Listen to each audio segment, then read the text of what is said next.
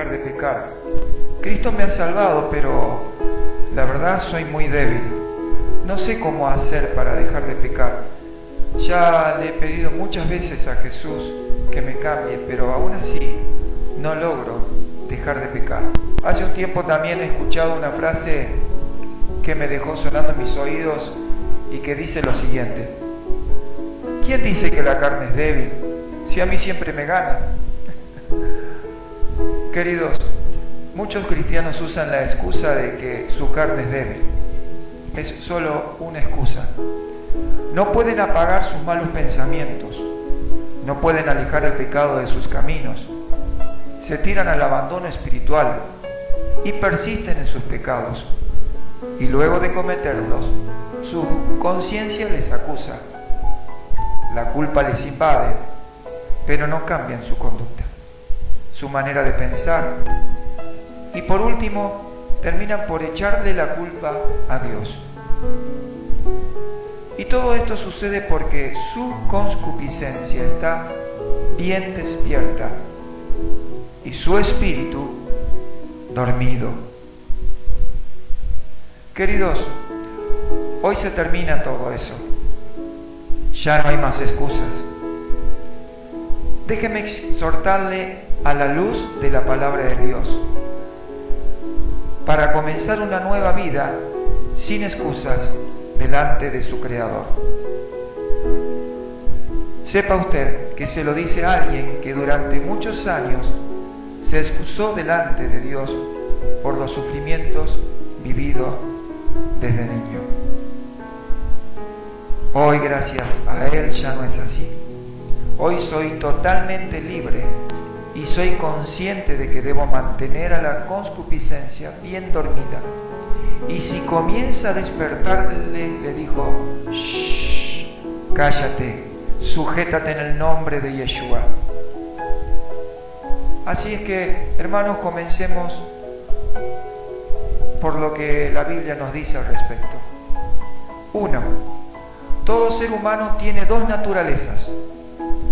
El libro de Gálatas, en el capítulo 5, versículo 16 al 17, nos amonesta diciendo: digo pues, andad en el Espíritu y no satisfagáis los deseos de la carne, porque el deseo de la carne es contra el Espíritu y el del Espíritu en contra de la carne. Y estos dos se oponen entre sí, para que no hagáis lo que quisierais. ¿Qué significa esto? Significa que la concupiscencia está en nosotros, aunque seamos hijos de Dios. Ella se encuentra en nuestra carne. Nos pide que juzguemos, que pequemos y que no busquemos a Dios. Nos dice que adulteremos, que miremos de más. Usted me entiende, ¿no? Y que hagamos cosas indebidas. No obstante, al final cada uno elige qué hará y la ubica en el lugar que desee, la cabeza o los pies. Si está en la cabeza, en su mente, entonces obviamente que perturbará nuestros pensamientos. Pero si está debajo de nuestros pies, entonces ella estará bien apagada. Y cuando nos sugiera hacer algo malo, la pondremos en su lugar inmediatamente. Como recién le dije, sujétate en el nombre de Yeshua. 2. Los que viven en la carne no pueden hacer la voluntad del Señor. Romanos capítulo 8, versículos 5 al 8 dice: los que son de la carne piensan en las cosas de la carne, pero los que son del Espíritu en las cosas del Espíritu. Porque el ocuparse de la carne es muerte, pero el ocuparse del Espíritu es vida y paz. Aquí Dios es bien claro. Si eres del Señor, entonces no piensas en las cosas de la carne. Y con esto no estoy diciendo que alguna vez que otra puedas ser tentado por tu propia concupiscencia. Estoy diciendo que si alguna vez te entregaste en manos del Maestro, es seguro que estás caminando muy lejos de Él. Hay congregaciones que enseñan esto. Pecas porque tienes dos naturalezas que luchan entre sí. Nadie puede no pecar. Y ese pensamiento, evangelio barato. Desgraciadamente se ha pegado en las iglesias este evangelio, pero es un evangelio barato que no exhibe la verdad de Dios, que no exhibe el verdadero camino que el Señor nos propone. También enseña que pecamos porque tenemos la naturaleza de Adán, es decir, tenemos la naturaleza caída. A esta enseñanza porque no vivo yo, sino que vive Cristo en mí, y lo que ahora vivo, lo vivo en la fe, en el Hijo de Dios. Él es el segundo Adán, por quien tengo vida eterna y una fuerte voluntad de obediencia. Pero entonces, si tengo toda clase de pensamientos sucios, ¿qué debo hacer? Para responder a esta pregunta debo decir lo siguiente. Yahweh nos dio libre albedrío. Cada quien escoge su propio camino. En segundo lugar, Él no quiere que nadie se pierda en el infierno. En tercer lugar, Él nos dio armas para ser libres. Ellas son la oración y el ayuno. Usted tiene armas, úsela. ¿Cuáles son? La oración y el ayuno. Y cuarto, nuestro objetivo debe ser el de pescar almas. Y una vez pescadas, deben ser limpiadas. Esto lleva tiempo, porque sus mentes aún están sucias, a pesar de que el Espíritu Santo ya está en esas vidas.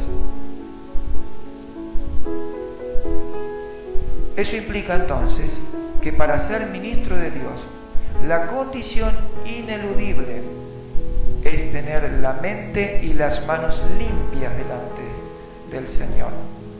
Si no es así, entonces no se está capacitado para pastorear o ministrar su palabra. Y el argumento valedero de esta condición es que aquellos que son del Espíritu piensan en las cosas del Espíritu, no en las cosas de la carne. Entonces, ¿qué es la concupiscencia? Es el deseo carnal inmoderado de los bienes terrenales y de los goces sensuales, llámese vicios, tendencias, heredadas, etc. Es lo que antecede al pecado, eso antesala. Es la debilidad espiritual por no velar, por no orar, por no ayunar, produciendo en el ser humano una mente ociosa. ¿Cuáles son los peligros por hacer caso omiso a la obediencia y dejarse llevar por la concupiscencia? Lo voy a decir en pocas palabras y de manera tajante. Sepa usted que los demonios que están en la cuarta dimensión necesitan de un cuerpo para poder ingresar a la tercera dimensión y satisfacer sus deseos inmundos. Le pregunto, ¿usted está dispuesto a ofrecerle su cuerpo y su mente a ellos? Piense entonces qué va a hacer de ahora en más. Le doy un consejo. La Biblia dice que el Eterno nos da la autoridad para hollar serpientes y escorpiones. Uno de ellos es la concupiscencia. Y si no se está cimentado firmemente en Yahweh como nuestra roca eterna, entonces nuestro enemigo, el diablo, aprovecha para seducir. Usted elige. Segunda de Timoteo 4:3 dice: porque vendrá tiempo que no sufrirán la sana doctrina, sino que teniendo comezón de oír, se amontonarán maestros conforme a sus propios pensamientos. Esto enseña que hay ciertas características en las personas que tienen su concupiscencia bien alta, la tienen en la mente, no en los pies. Ellas se juntan, se atraen, piensan y hacen de igual manera conforme a su concupiscencia. En segundo lugar, son personas que no les gusta que se les marquen su concupiscencia. En tercer lugar, su inclinación normal es hacer el mal. Y cuarto, cuando se las afronta, demuestran que su concupiscencia está muy bien despierta. Si no me creen, miren lo que dice la palabra de Dios. Romanos 6, versículos 12 al 13 dice: así también vosotros consideraos muertos al pecado, pero vivos para Dios en Cristo Jesús, Señor nuestro. No reine pues el pecado en vuestro cuerpo mortal, de modo que lo obedezcáis en sus concupiscencias. Primera de Tesalonicenses 4, versículo 1 al 7 dice: por lo demás, hermanos, os rogamos y exhortamos en el nombre de nuestro Señor Jesús, que de la manera que aprendisteis de nosotros cómo os conviene conduciros y agradar a Dios, así abundéis más y más. Porque ya sabéis qué instrucciones os dimos por el Señor Jesús, pues la voluntad de Dios es vuestra santificación, que os apartéis de fornicación, que cada uno de vosotros sepa tener su propia esposa en santidad y honor, no en pasión de concupiscencia, como los gentiles que no conocen a Dios. Que ninguno agravie ni engañe en nada a su hermano, porque el Señor es vengador de todo esto, como ya hemos dicho y testificado, pues no nos ha llamado Dios a inmundicia, sino a santificación. Estimado y querido amado en Dios, el Rey de Reyes nos llamó a santificación. Así es que si usted es nuevito en Dios, una persona que recién conoce a Dios, sabe que debe santificarse. Y si es una persona que hace años que va a la iglesia, es hora de que proceda a arrepentirse y que de una vez por todas comience a santificarse. Recuerde, Dios no puede ser burlado. ¿Hasta cuándo va a seguir con esa vida? ¿Hasta cuándo pretende intentar a engañar a Dios? El libro de Tito, en el capítulo 3, versículo 3, dice: porque nosotros también éramos en otro tiempo insensatos, rebeldes, extraviados, esclavos de concupiscencia y deleites diversos, viviendo en malicia y envidia, aborrecibles y aborreciéndonos unos a otros. ¿Qué significa esto? Significa que si usted siempre siente que aún tiene alguna de estas características, entonces usted no es salvo. Y para ir concluyendo, a fin de que ya no tenga ninguna excusa antes de que en mayo del 2016 o en el 2020 quizás venga el Señor, Primera de Pedro 4, 1 al 3 nos dice: puesto que Cristo ha padecido por nosotros en la carne, vosotros también armaos del mismo pensamiento, pues quien ha padecido en la carne terminó con el pecado. ¿Qué dice? Pues leemos de nuevo la última parte. Terminó con el pecado. Agrega también armaos. ¡Wow! Entonces, ¿dónde queda la doctrina que se enseña acerca de que peco por mi naturaleza caída? Hermano, eso es evangelio barato, para que le suene bien dulce a sus oídos. Es la doctrina cristiana católica romana, que se le pegó a la iglesia evangélica. Jesucristo terminó con el pecado y nos dice: armaos. 2. Para no vivir el tiempo que resta en la carne conforme a la concupiscencia de los hombres, sino conforme a la voluntad de Dios. Dios nos dice clarito que ya no vivimos conforme a las concupiscencias de los hombres. Es decir, ¿de quién, perdón? De Satán. Si amamos a Dios, entonces viviremos conforme a la voluntad de nuestro amado Padre. En tercer lugar, basta ya el tiempo pasado por haber hecho lo que agrada a los gentiles, andando en lascivias, concupiscencias, embriagueces, orgías, disipación y abominables idolatrías. Listo, el rey dice basta, ya no peque más. 4. A estos les parece cosa extraña que vosotros corráis con ellos en el mismo desenfreno de disolución y os ultrajan. Usted podría pensar, es que quizás me van a perseguir, se van a reír de mí, me van a hacer a un lado, no me van a entender.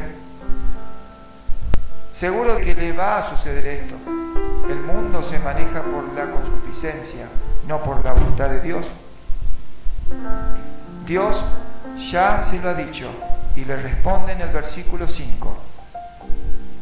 Pero ellos darán cuenta al que está preparado para juzgar a los vivos y a los muertos. Ellos darán cuenta de sus acciones. Dios sabe librarnos de la tentación siempre, si verdaderamente le amamos a Él. Por lo tanto, seamos dignos de su sacrificio en el madero.